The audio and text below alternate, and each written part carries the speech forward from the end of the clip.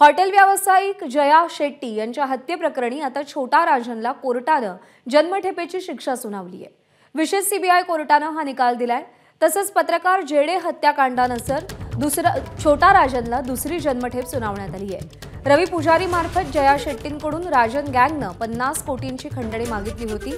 खंडणी देण्यास नकार दिल्यानं 2001 मध्ये ग्रँड रोड मधल्या गोल्डन क्राउन हॉटेलमध्ये राजनच्या हस्तकांनी गोळ्या झाडून जया शेट्टी यांची हत्या केली होती।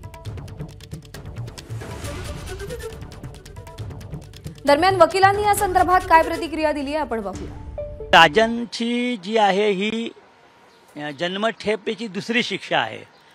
न्यायालयाने स्पष्ट एकदम सुस्पष्ट म्हटलं होतं की ह्या आरोपींनी हे काम छोटा राजन गँगचे सदस्य म्हणून केलेलं आहे आणि प्रत्येक काउंटवर एक जन्मठेप म्हणजे शिक्षा काय कुठली कलम लावली 302 मर्डरच्या केसमध्ये आणि कट 120B ह्याच्या खाली त्यांना लाईफ इम्प्रिझनमेंट आणि 1 लाखाचा दंड करण्यात आहे। इन डिफॉल्ट 1 वर्ष शिक्षा भोगायची आहे। एबीपी माझा, उघडा डोळे बघा नीट।